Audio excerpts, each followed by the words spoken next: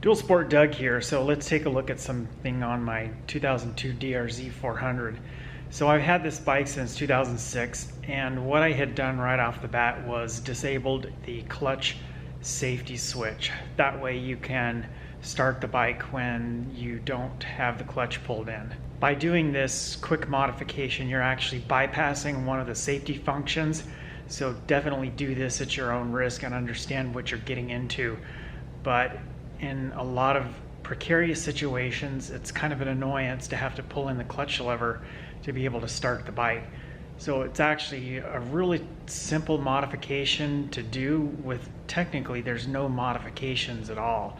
What we do is just unplug two wires behind the headlight and then connect those two wires together, and then we can pull the switch out of the clutch perch. Some people say you have to do a wiring bypass or use a different clutch perch or a different clutch lever, but you do not have to do any of that. It's just a matter of unplugging two wires from the clutch safety switch, and then behind the headlight, plug those two wires together where you've removed the two wires from the clutch safety switch. So I just recently replaced the clutch perch and clutch lever on my DR-Z400 because the original one is getting kind of floppy here, lots of excess play. So my new one, of course, it came with the safety switch installed. And that's all we do is just pull this out and then unplug these two wires. So on this little safety switch, you can see here pointing up is a little black tab. That tab engages into this little hole right there. So all I have done is taken a small screwdriver, press that little tab in, and this whole assembly comes right out. So let's go back over to the bike and I'll show you where these two wires connect.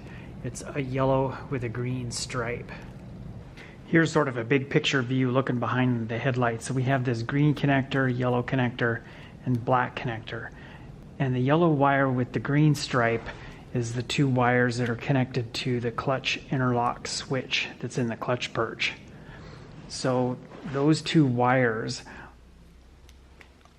come out of the harness where we have this black connector and the green connector.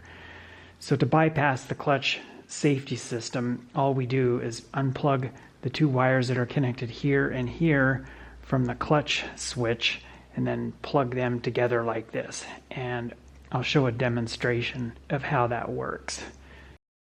Let's turn the ignition on. And I have those two wires disconnected. I'm going to press the starter button. Nothing happens. So here's a close-up view. So I'm going to simulate having this clutch perch with the switch installed. I'm going to connect this like it was from the factory.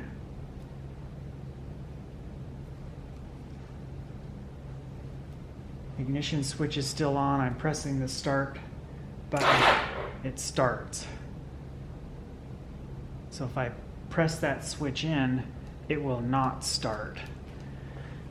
So having the switch pressed in simulates not having the clutch lever pulled in.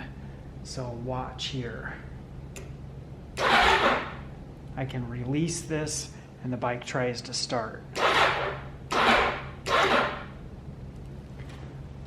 So all we do, pull these two wires out, pull this out of the clutch perch, connect those two wires together, and then just kind of give a little tug on them to be sure that they're secure, and bike starts. Looking at my new clutch perch, you can see here, this is the receptacle where the clutch interlock safety switch went, and I have some sort of a little plastic plug that I have bought at a hardware store. This is an internal style plug that's meant to go inside of a hole. It is jammed in there pretty tight, so I don't actually think that I can get it out. It stays put and it does not run the risk of falling out like one would if you had something that slipped over the outside. So simple as that, quick and easy project. And the green and the yellow wire with the white stripe Damn. So here's kind of a big picture overview. Small black connector, green connector, yellow connector. Coming out of the harness where this black and green connector are, we have our yellow with a white stripe, yellow with a white stripe.